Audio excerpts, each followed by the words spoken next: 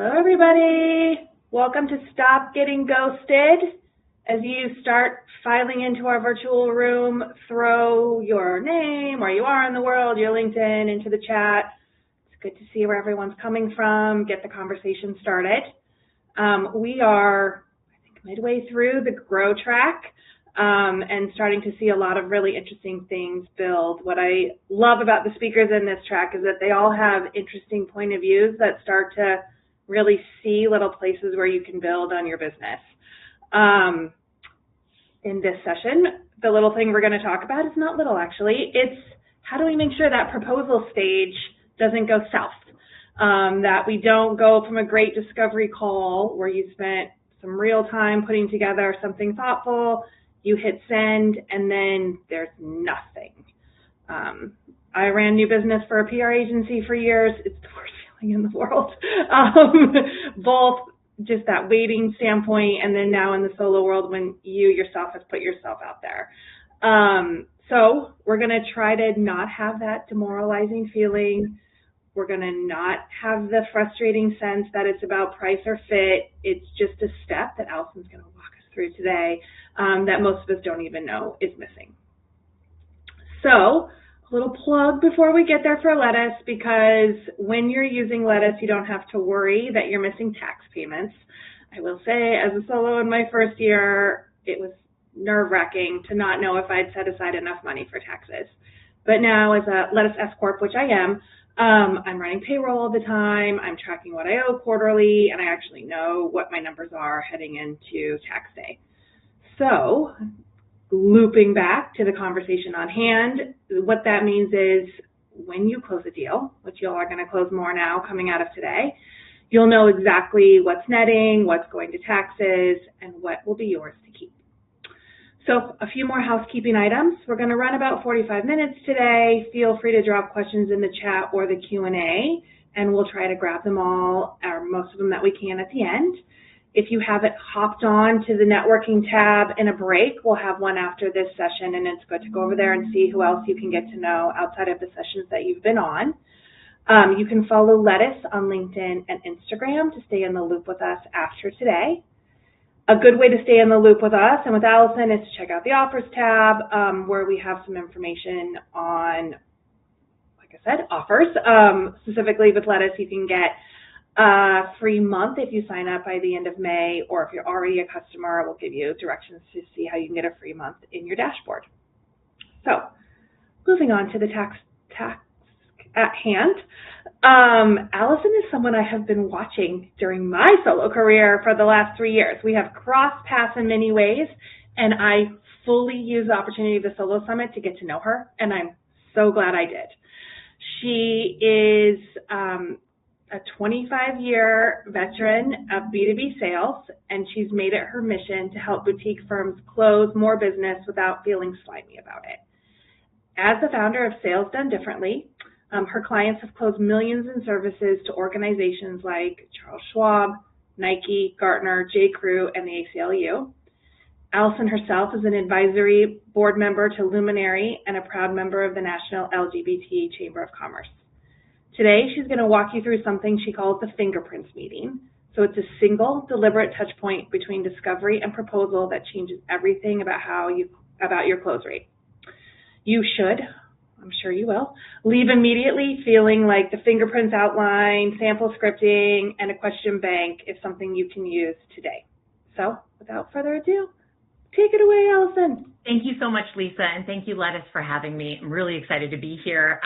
It's been so fun to watch the other speakers today, and I love that we're building on top of each other. So those of you who were around this morning for Jonah Berger's opening keynote, I was, just jumping for joy over here saying, yes, yes. And so if that resonated with you about how people actually make decisions, about how they get brought along, you can think about what we're going to learn today as the container in which to apply some of that learning. So the first thing I want to know, we're going to utilize the chat as much as possible. I love the chat. So Lisa already explained it beautifully, right? But I want you to put a 1 in the chat if you have ever felt ghosted, right? You are so excited. You had a great connection. You had a call. The vibes were high. They said, hey, could you write up some things and send it over for us to look at? You said, yes. And you felt like, I already want it.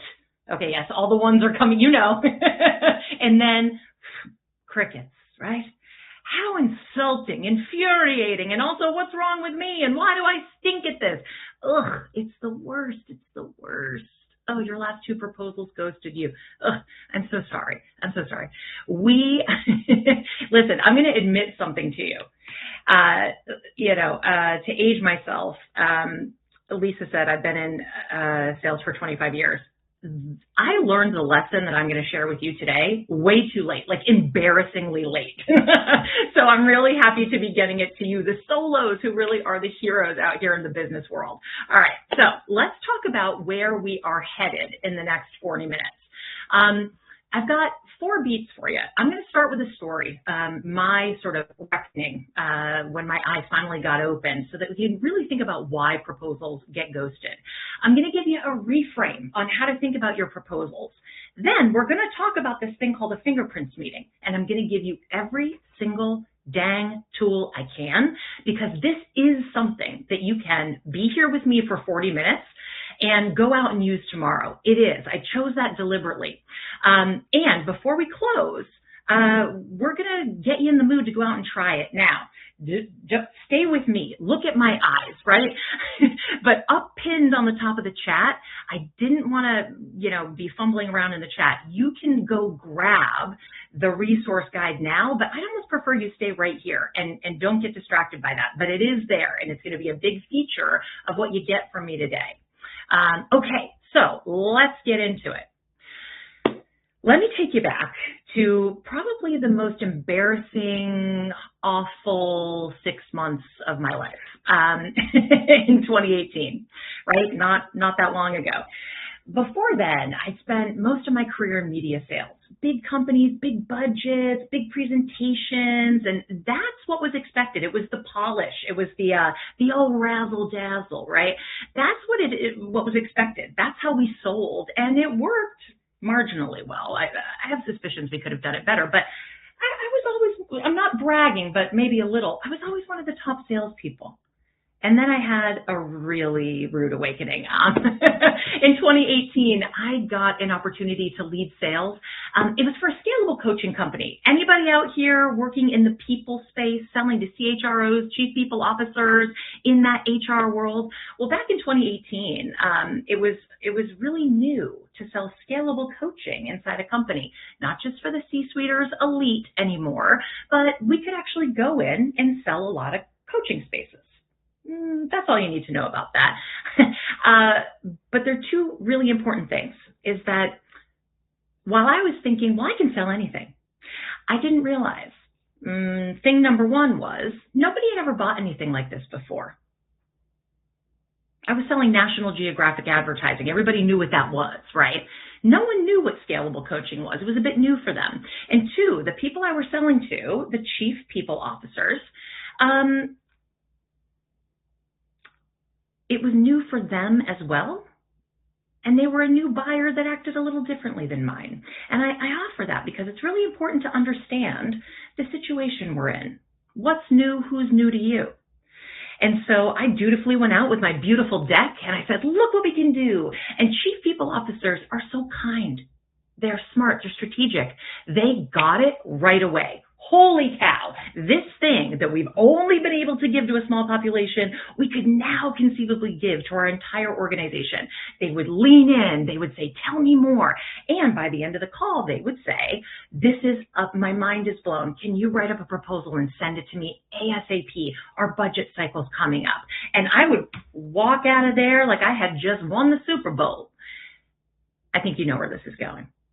After 3 months, and the founder saying, I thought you could sell anything. And I said, so did I. Ghost. That's it. That's all I was getting. I couldn't figure out what the heck was going on. And so one of the most kind chief people officers I was selling to, I said, hey, can I take you for a coffee? I really need some feedback. And I explained to her what was going on. And I said, what the heck is happening? And what she said in that next moment really changed the way I would sell forever. She said, "We don't know how to sell this internally. We don't know how to make this decision." I really let that sink in, right? It cracked me wide open because all of a sudden, a good connection, a good idea, someone showing me a lot of enthusiasm, a big shiny deck, it wasn't enough. So the chief people officers understood the value. They didn't need convincing. They were already sold. But it was their CEOs and their CFOs. Coaching for everyone, well, that was new. Budget line item that didn't exist before, you got to work for it. When I sent those proposals over to them, it was akin to me leaving a big pile of work on their laps. And worse, they didn't know how to do the work. I had left them by themselves in the middle of a desert to try to figure out how to get some water.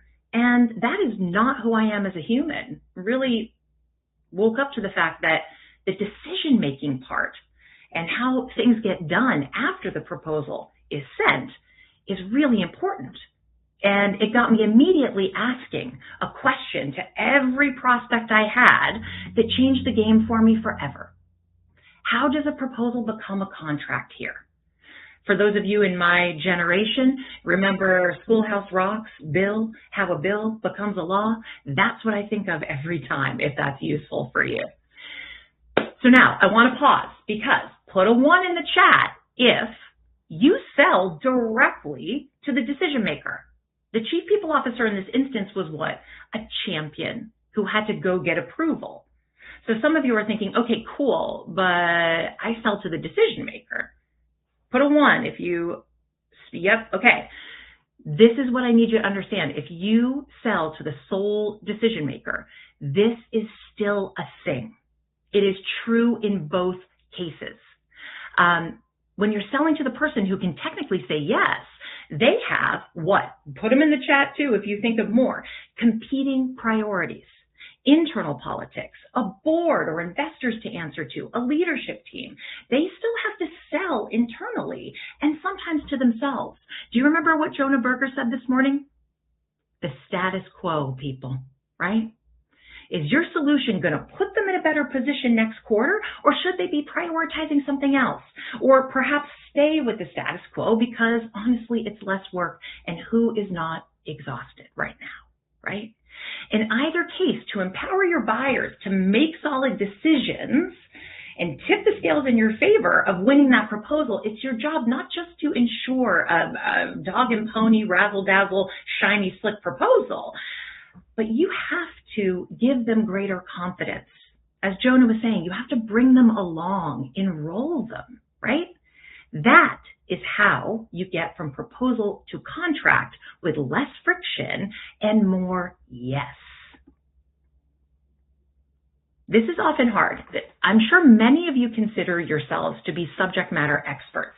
That's who I work with, founders leading sales who have hopped out of corporate. You are aces at what you do. And this can be hard to hear. Winning or losing a contract often does not hinge on your ability to get the job done. You used to be able to show up and just be smart, right? And get advancement. That's not how sales works.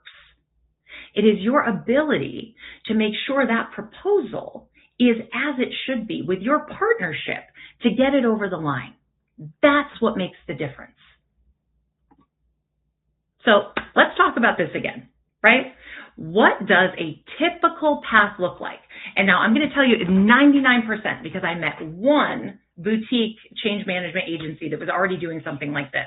99% of the time, with a little bit of fluctuation, it goes just like Lisa had. Well, you know what? I'm not going to put that on Lisa. I'm just going to say everybody I meet who's a solo does it pretty much this way. One call, like a discovery call, a sales call, sometimes even just 30 minutes, and you're hyped. The person is briefing you, almost like a meeting that could be an email. You're trying to ask good questions, and at the end they say, can you write something up and send it our way? Or we're going to send you an RFP, or whatever they're going to say. And so you do that. You go and you spend 2 hours, 2 weeks, 2 months putting together the tightest proposal that you can possibly think of. You call all your friends and say, what should I price this at? I know you. I know you're doing that. And then you send it off. And then you think they're going to get right back to me, and they don't. And so you follow up, and then you don't hear anything. And you come to my free sales roundtable and you say, Allison, what is the magic sentence I can string together to get them to respond? Unfortunately, I don't have that for you, right? So then maybe we start freaking out. Please hear this. This is like beat one I really need you to hear. You are sending proposals too soon. If this looks like your process and you are getting ghosted from people who are ideal leads, you're sending proposals too soon. If they say jump and you say how high, we have problems, okay? So why are we rushing? Because I know you're sitting there looking at this as smart people saying, yeah, that doesn't look right, right? So why do we do it? I got some more numbers for you here, which means we can use the chat. So as I'm going to go through these, and then I want you to have an honest moment because we are all here together. We all experience these things. So once I get through it, tell me what numbers you experience, why we rush. Number one, slowing down feels unprofessional, right? Like we don't have our act together. Like, well, hold on, I need to take more notes. Two, we don't want to be annoying. Like the buyer asked, who are we to say no? We also have a scarcity mindset. We have to strike while the iron's hot. If we ask for more time or if we ask them to slow it down, they're going to go with somebody else who's just going to say, yes, your wish is my command. And number four, we've been trained that speed is a service. How quickly I can get something to you is equal to how good the outcome can be. All right, thanks for going in the chat. So take a moment. Do these exist for you? Yeah, thanks for sharing. So here's the reframe. I'm going to give it a go here because this is incredibly important for solos. We do not have a lot of time. It's our most precious commodity, not to mention our energy, right? So this is the shift. From a guy named Alan Weiss, who wrote a book called $1 Million Consulting more than 20 years ago. Some of you may have read it. I think about this every single time it's time to send a proposal. A proposal is a summation, not an exploration. Let's read that again. A proposal is a summation, not an exploration. So the proposal is not where you figure out what you're going to do, not where you pitch the new idea or give them 3 options and then hope they pick the middle one. If I hear that one more time. Okay. It's not where you test a price. I say this with all the love in the world. If your buyer is hearing your price for the first time while reading it on their computer screen without you in the room, that is incorrect. We've got to be talking about these things live, right? If anything in your proposal would surprise the buyer, it is not ready to send. Okay. Whereas,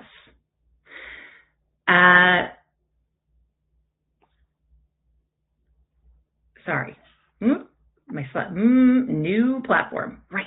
Whereas, if you are taking your time, slowing down just a little bit, to make everything in that proposal a summation, then I'm telling you right now, not only are you more likely to close more sales, which, by the way, if you are a subject matter expert and you are selling services, I know that's not everybody in here, but if you're a subject matter expert selling services, that close rate should be between 50 and 80%. And I'd like you to shoot for that because it is more than possible.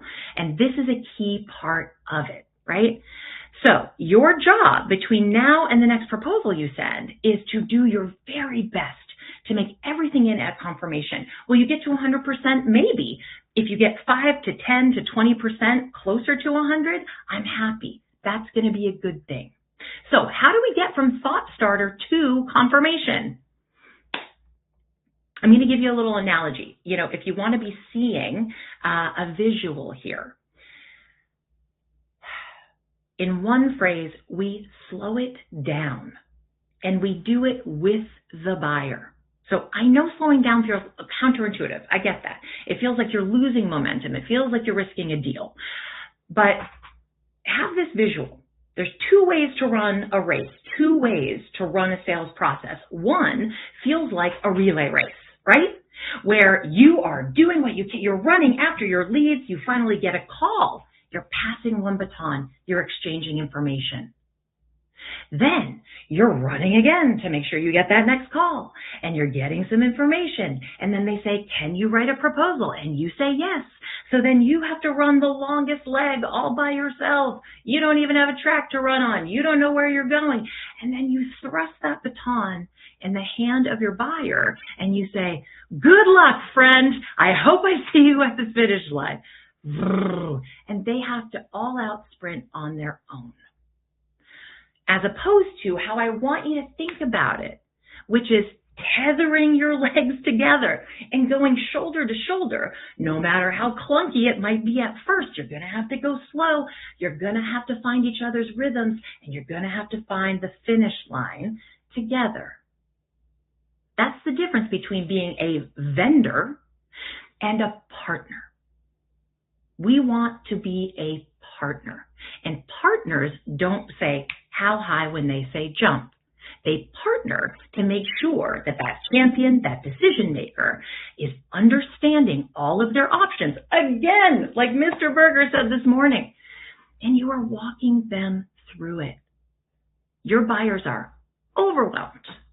To go along with what Jonah said, there's a book that came out, definitely tell me in the chat if you read it, by the guys who did the Challenger sale. It's called The Jolt Effect, and they say, guess what? The status quo, still a big problem. However, post-pandemic, your biggest competition, your biggest blocker is your buyer's fear of making a mistake, indecision due to fear of making a mistake. And basically they're saying that your buyer, whether it's the CEO, decision maker, a champion, anywhere in between, is that they would rather fail by doing nothing than fail by taking a big swing or doing something new and failing that way. So it is more important than ever. Trust has always been important, but it is more important than ever because you've got to actually trust them to do something with that proposal once they get it. And there's a lot of resistance for folks who are making these B2B decisions. All right, I clearly could talk about that all day. Get me on LinkedIn if that's something you want to nerd out about. Okay. So, slowing down isn't losing momentum. Not with senior buyers or mature buyers or people who are solving complex problems and need to make a good choice. It's actually creating room for the deal to land and possibly grow, which we'll talk about that later. Yeah, the Jolt Effect. Thank you. Yes, Matt Dixon, one of your clients. Amazing. Ted McKenna and Mr. Dixon. Yeah, they do some good stuff. Connect with me on LinkedIn. That's exciting. So here it is, folks, the Fingerprints meeting, right? Hopefully you're following me, right? You're either saying, this is it, this is what's wrong, tell me how to fix it. Or you're saying, maybe, well, let's see what else she says. So this is the what else, right? Because if we're slowing things down and you're only spending 30 minutes to an hour with a major B2B buyer before you're rushing into action to do a proposal, well, how am I supposed to have time, right, to say, how does a bill become a law here? How does my proposal get over the finish line? How do I build enough rapport that they're going to want to tether their legs to mine and do it together? Well, we need more beats. And I know that might feel a little scary for all the reasons we talk about why we rush. But the Fingerprints meeting is the single biggest game changer that I frankly learned too late, and that is probably the thing that I teach my clients or teach in these workshops where people can immediately apply it and say, that made a difference. So let's go. Teach you how to do it. So if we're not doing it the way we used to, how are we doing it? It's a deliberate touch point between discovery and proposal. So you're going to spend time in discovery to uncover the real needs and to build trust, right? We want to look under every rock. Now, some of you sell things that can be sold quickly, and we do want to be mindful of that. You don't want to drag it out. You only want to give as much time as it needs. But again, if you're a solopreneur and you're a subject matter expert, you're a fractional, you're a consultant, you're selling something that fixes complex problems or a new solution like I was, we got to slow down. So we spend time in discovery doing that. Maybe it's one call, maybe it's two. If you sell really big stuff, maybe it's several. But we're going to pause and we're going to put a fingerprints touch point before we send that proposal to get what? Their fingerprints all over that scope. We're going to co-create and co-finalize that thing together with them because, as Jonah said this morning, whose ideas do people like the best? Our own, right? So we are going to collaborate to get this done. After that, we will refine and we will ship it. But by now, it is a summation because you've had more time to get into the things you need to confirm before you ship a proposal. And we're going to get to that. And boy, is it all over that resource guide I have for you. There's one other key thing here, is that by adding more time, you have more time to ask those questions about what they need to do with your proposal. Is that going to be easy for them, hard for them? Do they know how to get this done internally to get the support they need? If they're the CEO, what is your leadership team going to think about this? Anybody's feathers going to be ruffled, right? You have the time to ask those questions. And when you have the time to ask those questions, the time between proposal and decision, well, looks a little different. Looks a little bit more like a three-legged race. So, two things change when their fingerprints are on it. They become a co-author. They're not selling your proposal or defending your proposal to their leadership team. It is theirs. They're convinced. You've already surfaced the things that could kill the deal, so there's no surprises. That means better forecasting. You know what better forecasting means? Predictable revenue. You know what predictable revenue is? The holy grail of small business ownership, right? So like this is one thing that gets you closer there. So I know what some of you are probably thinking, because this is not my first rodeo, right? My buyers are already so busy. They're talking a mile a minute. They only want a 30-minute meeting with me. They just want me to fix the problem. How on earth am I going to ask for this meeting? So I want to say to you that if this is what your gut is telling you, by all means, drop a question mark in the chat. Let me see it. I can take the heat. Put a question mark if you're like, there's no way my buyer is going to do this. Here's what I want to tell you. In my experience, no buyer, no senior buyer who's solving real problems in a B2B, in an organization has ever refused a fingerprints meeting from a smart consultant or service provider. Not in the 7 years that I've been serving business owners and founders of boutiques. Not in hundreds of deals. Not one. Those that balked or whatever, they were buying commodities, and maybe you don't need this for that. But a mature buyer where the deal is maybe a little bit more bespoke, or they could buy an appetizer or a full buffet, they're saying yes to this meeting because it is of high service to them. I'm going to pause here. The reason that your buyers are pushing you to have this very bad habit of rushing to a proposal is because no one has ever showed them how valuable time with you can be. No one's ever said, I'm not here to give you a shiny proposal and center myself. I'm here to center you, your needs, and help you make a right decision, even if that decision is not me right now. So let's get on this call, right? They're like, wow, thanks.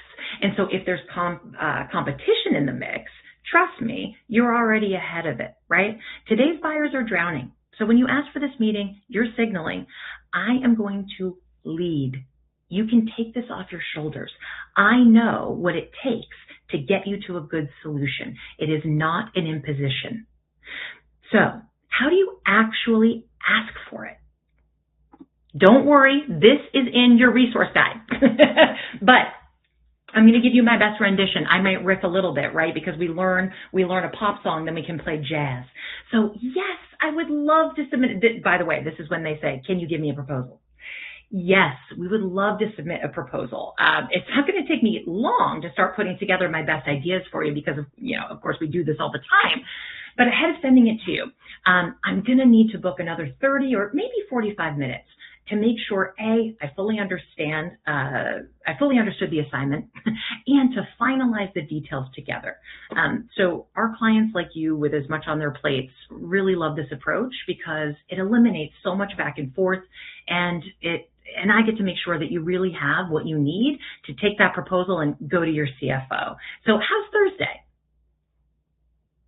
Okay, not my best work, but that's okay, right? It doesn't have to be perfect. You just got to croak it out, okay, if you're nervous. And that's it. That's the whole script. But let's break it down. Why does this work? Why do VP and above at Fortune 500 regularly tell my clients, oh my God, yes, thank you. Number one, it centers the prospect to make sure I fully understand what you need. Right? The proposal becomes useful. It's not homework for you, which then becomes a hulking piece of homework for them. It frames you as the lead, right? I'd love to book another 30 minutes. You're not asking permission. You're telling them what is going to serve them. Leading is a relief for these folks if you've had a good call. They don't know how to buy what you're selling. They're just pretending because that's what we all do every day. Yeah? It buys you the time. You cannot get to everything you need to get to make your proposal a summation in one call, or sometimes even a 30-minute and an extra 45. So when you say, how's Thursday, right? The logistics question, it's not a yes or no. You have to assume that they want help, which means you have to be confident that you are adding value. So for you to do this, I understand that you've got to trust that this is of value. So do a little journaling after this tonight, right? How is spending more time with you beneficial for them? What could be possible? How could you help them or guide them even further, right? Write this down and remember it if you need that little mindset boost. So before we go any further, I want to give you a bonus move, okay? So for some of my clients where this has felt like, oh, I don't want to ask for another meeting, I feel nervous. This is a little bonus move. When you get on a call, like a first call, someone wants to do 30 minutes with you, or you got 45 or an hour, and you already know, I want to try this Allison Davis Fingerprints thing. You can put yourself on the hook for it right off the jump in that discovery call. You can say something. Now let me orient you. This is not the Fingerprints meeting. This is the first time you're getting on a call, and you don't want to fall into the trap of writing a proposal where it's a thought starter, right? So you can get on that first call and say, oh, well, thank you, some blah, blah, blah rapport. We've got about 30 minutes, and if it works for you, I'd like to spend most of our time understanding what's happening for you right now. Of course, I'll reserve some time to share with you the most relevant parts of my work so that before we end the call, we can mutually decide if we should book more time to get deeper into it. How does that sound? They're going to say, oh, yes, sure, great, sounds good. Do you see what you've done there? You have already gotten their consent to make a decision by the end of this call about whether or not you should spend more time. And also you've put yourself on the hook. Now you have to do it. So that is a good little trick to do that. All right. So you've landed the meeting. Now what do you do with it? I'm going to go very, very light here, okay? Because this is a whole other workshop in and of itself. I've got a framework called align, because no one here wants to sell. That's garbage. We want to align, and that's what this is, okay? But I want to tell you what is happening in a Fingerprints meeting, because now you've gotten one. Now what the heck do I do with it? This is it in a nutshell. I send my clients in with the following cadence. We are always going to set the frame. You set expectations for the call, just like I modeled on the first one, right? You're going to say, well, that is in your guide, so I'm going to skip it for time. But you're going to set that frame. Now I'll do it. You're going to set the frame that says, thank you so much for coming back. I'm so excited to share with you some of the ideas, some of the solutions or recommendations I have for you. I've worked in a little bit of choice because we only had 60 minutes together, and so I don't want to pretend to know everything. So there's a couple inflection points that I really want to make sure I get right in this proposal, and we'll have a little fun beating those up together. But first, I want to reflect back to you what I heard, really make sure I understood the assignment. There might be more you want to add. Then we'll look at those ideas. I want to understand what I can do in this proposal or how I can support next steps to make sure you do get the support that you need. And by the time we wrap up here, we will determine next steps. It'll probably be me sending you a proposal, or who knows, maybe more time if we need it. How's that sound? Great. And you're going to do just that. You're going to take a beat. You're going to reflect back what you heard, the pain points, the goals, what's been standing in their way, what feels important to them. And you're going to take, if this is an hour, I want you to take a juicy 10 to 15 minutes longer if they give you more, because this is more discovery that you need, and you can start peppering in some of those questions that we're going to get to in a minute. Then you're going to go through your ideas. Please do not make it a reading of a proposal. You're not a beat poet being like, and the price is. Like, no, we're not doing that, right? We're making it interactive. That's the fun part. You're getting feedback and you're doing next steps. Okay, I said light, I didn't. I love this. So sue me, this is just the best thing. There's more about this in your guide. Friends, if you're bold enough to try this, and I hope you are, because you're going to soon find it's the best thing since sliced bread. Even in all of that agenda that I just showed you, you're trying to get at one gosh dang thing, and it's this. What might get in the way? What might get in the way? When I send you this proposal, what does that look like? Have you bought something like this before? If I could go back in time with those chief people officers, I would say something like, so scalable coaching is really new. So I'm going to go ahead and guess that A, you've never bought it before, and B, there's no ready-made budget line item for this. And they would have said no and no. And then I would have been able to say, all right, well, when this stuff happens, it can be pretty tough to advance an exciting idea when you're in your seat. So would it be helpful if we just took 10 minutes to map out what that looks like? It'll give you a little time to brainstorm who you're going to have to talk to, what you're going to have to do to get it through. And maybe there's some supplemental stuff I can send you or a way that we can work this together. How's that sound? I'm telling you right now, each of those chief people officers would have said, thank you, right? So we want that time because then we get to know what might get in the way. If you hear anything from me, it is not you, friend. You're brilliant. You're brilliant. You're made for this. You're a solo. You got this. When you get ghosted or somebody says no, 9 times out of 10, it is because something, nothing to do with you, got in the way. So you have to start asking, right? And I'm giving you question banks in your Fingerprints resource guide, right? Who knows BANT? Put a 1 in the chat if you've read any sales book or, heaven forbid, had to sit through a sales training in like the 90s because you'd heard BANT. It is technically how we qualify leads, and it's budget, authority, need, and is it timely and urgent? It can come into, yeah, thank you. Congratulations that you know what BANT is, right? It's a very classic. It's helpful here if you know it because you want to be asking these questions in the beginning to know if you're a good fit.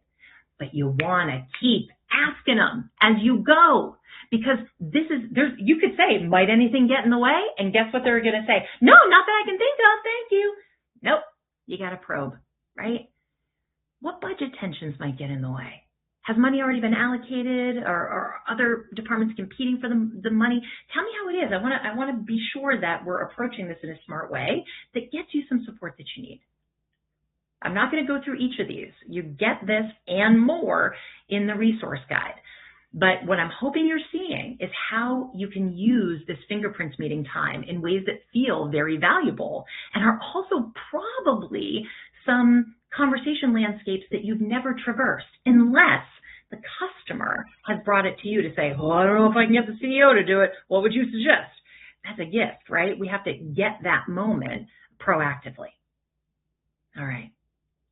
Something here that could be very, very useful is when you think back to when you've been ghosted or when you've heard no, what do you suspect happened? Was it budget that got in the way? Do you suspect that the leadership team was misaligned? Do you suspect somebody was getting their back up about something?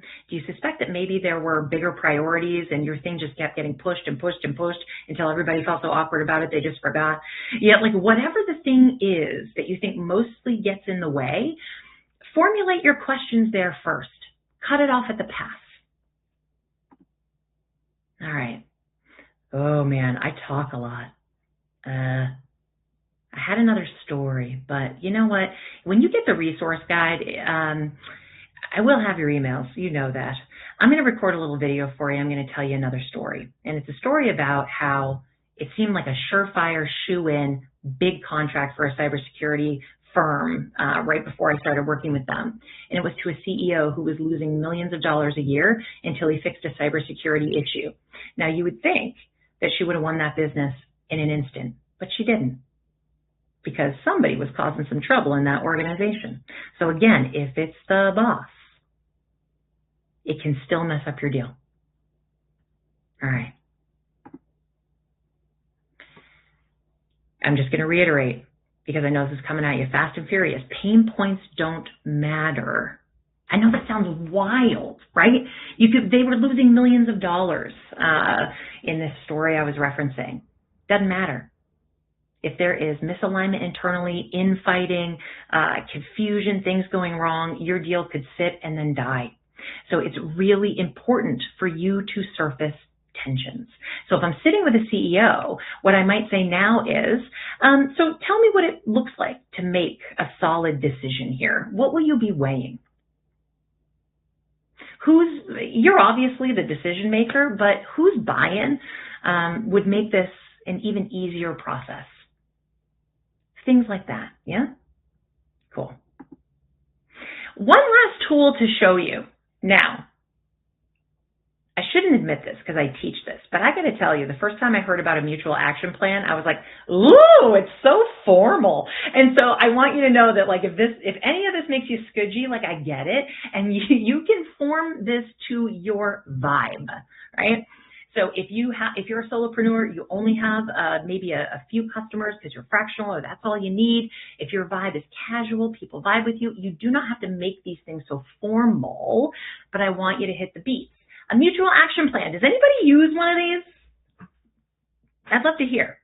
A mutual action plan is a tiny shared document that as you're getting to those next steps and what are we going to do at the close of a Fingerprints meeting before you send a proposal, it's a tiny shared document. Every step from today, Allison will finalize and ship proposal. Like that is the first step, right? And then every step after that, who, what, by when, right? You are building it together. And it's almost like you're being a little dutiful order taker. You're going to manage this project. It's not all on their shoulders. And honestly, it can look like this. It can look like a document. Like if you're a technical person, if you actually do project management, knock their socks off with it. Show them a feature of what you do. If you're more casual like me, I'm going to document it in an email.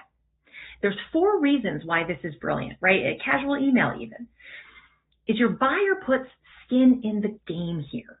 They've already gotten their fingerprints on the proposal. And if you can get them to lean in and tell you, well, first I got to go to the CFO, then they're probably going to need to get, or then we got to go to the board, or then maybe like our major investor would want to be looped in. If you can get that person on that level, got them, friends. And you're going to get to serve them. This isn't all about the almighty dollar. It's about doing the juicy work you want to do in the world at the altitude you want to do it. You want to be a vendor? I don't think you got out of corporate or whatever you're doing to become a vendor. I think you want to help people, and this is the way you do it. It's so good. 2, it's actually kind to the buyer. They are overwhelmed. A shared plan is relief. Number 3 is you stay visible without being annoying, right? Every follow-up references that plan. I never want to hear again from myself or from anyone else, oh, I got to follow up, but I don't know what to follow up about. How was that board meeting? Did the major investor come in for that tour?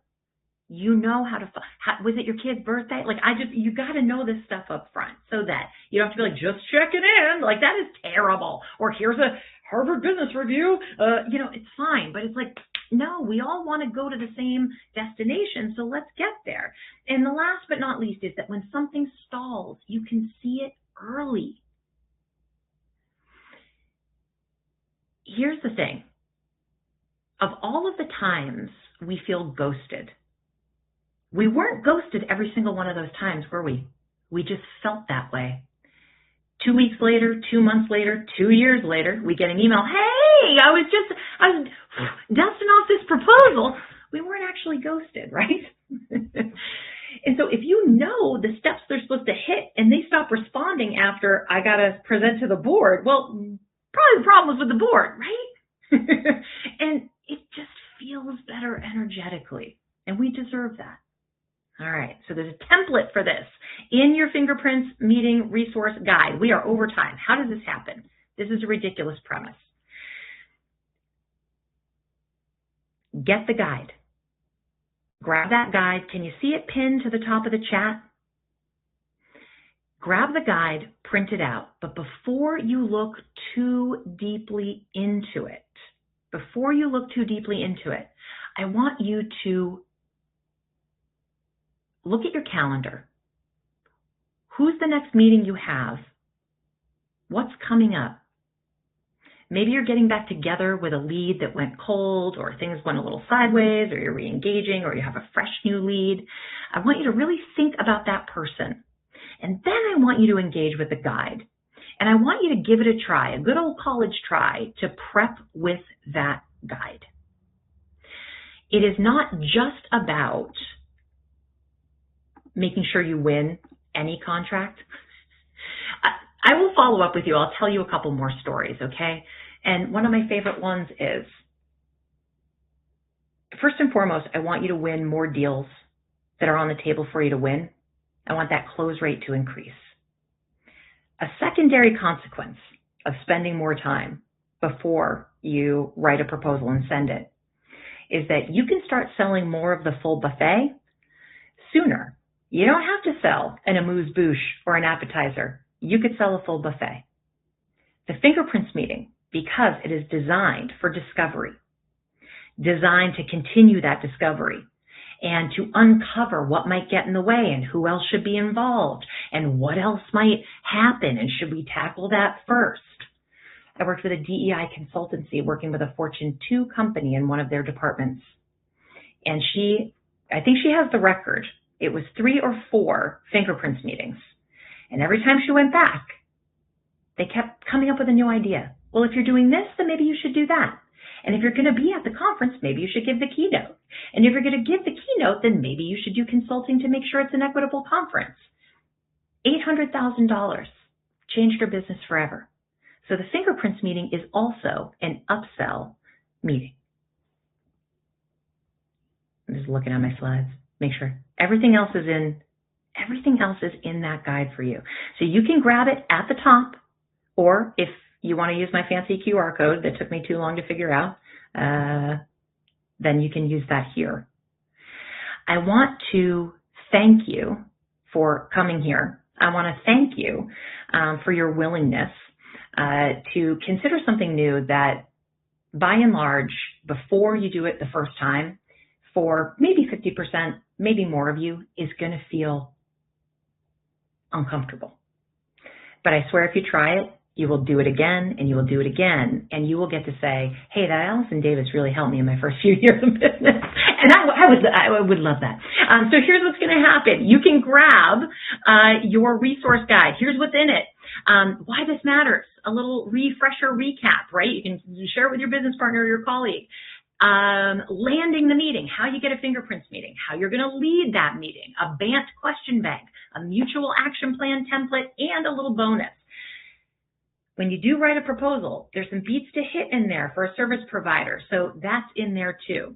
And if you sign up to get it, I will email you and invite you to a free sales roundtable. I do it, sometimes it's monthly, sometimes it's quarterly, but I have one coming up on June 12th, and you'll get a special invitation to that as well. I'm going to bring Lisa back up here. I want to thank you all so much for having me. And find me on LinkedIn and tell me how this goes. I really want to hear it. I know why I have been Allison Davis fangirling for years now. Ditto. I mean, now we've got a whole group of us, I think. So you guys have already started doing what I was going to ask you to do. Let Allison know if there's something that really stuck with you. Give her the thanks in the chat as I do a little housekeeping.